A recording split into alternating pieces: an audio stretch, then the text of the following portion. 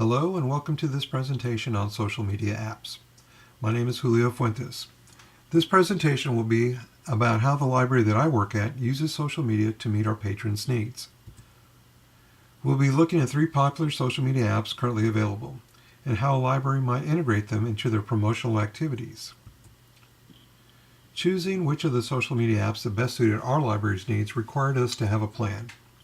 The first step is to take into consideration your intended audience.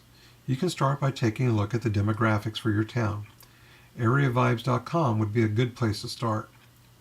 Next, you should focus on the goals. You'll need to decide the best way to provide an easy user experience for your patrons. Then move on to choosing the app that will best fit those needs. Finally, I'll share with you examples of how we share our information with our patrons using social media apps. So let's start by recognizing my town's population demographics, the town of Fayetteville, Arkansas.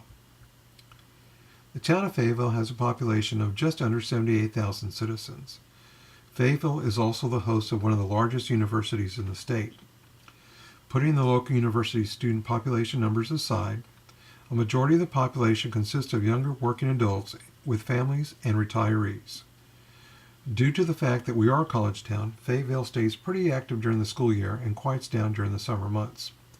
The appeal of Fayetteville is that it maintains a small town feel and that it's filled with creative people. Our town motto is, "Keep Fayetteville Funky." That being said, let's take a look at what we wanted our social media apps to do for our library. These days, anyone over the age of 10 has a smartphone or a mobile device of some sort. So the app we needed had to be useful to a wide age range of users. The app we sought had to be easy to use and easy to post information to. The app would also need to support our library mission, which is to strengthen our community and empower our citizens through free and public access to knowledge. All 3 apps in this presentation, Facebook, Twitter, and Livestream, fit this bill. Before we move on, I would just like to remind you of 2 things. First, that choosing the right app is the first big step. Secondly, maintaining and supporting the app that you have chosen has to be taken into consideration as well.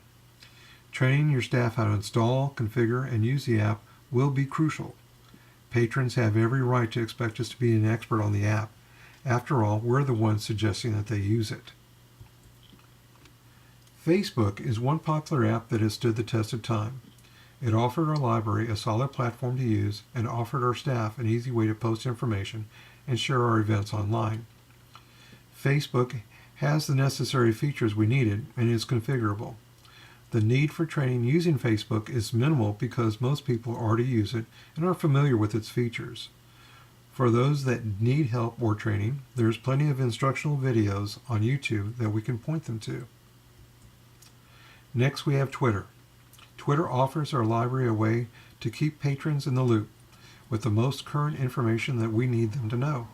It has proven itself to be a quite useful tool already for our library, especially when we send out urgent information such as a holiday schedule reminder or a severe weather closing. Again, training is minimal since it is a simple concept with little intervention needed to make it work. A way to increase traffic to your website is to share at least a few interesting videos. YouTube, Vimeo, and other video websites offer a constant stream of video entertainment, and now most visitors expect a video of some sort on your website. So if your web page doesn't offer videos, you'll be perceived as a boring website. The benefits of using a service like Livestream are numerous. The most important one, offering your content 24/7, has got to be at the top of the list. So using a service like Livestream, you have virtual doors to your library that are really never closed. Now to discuss the final step of our social media implementation, the content. To be successful in cyberspace, you need to have the right tools and use them in the right way. You must take a carefully planned approach as to how to deliver the content. Each choice you make as to what the content should be backed up with a good reason for putting it there in the first place. Otherwise, it will only serve to take up space and be a distraction to your visitor. In addition, written policies need to be in place as to when to remove the information as well. Nothing can be deadlier to a website than have content that is out of date. As soon as the content is out of date, either delete it or archive it or move it to another spot on your website. The final word on using social media is that it's a great tool to promote events and attract new visitors to the library. What is the key to successfully using social media for libraries? Always leave them wanting more. I wish you the best of luck using social media on your library website.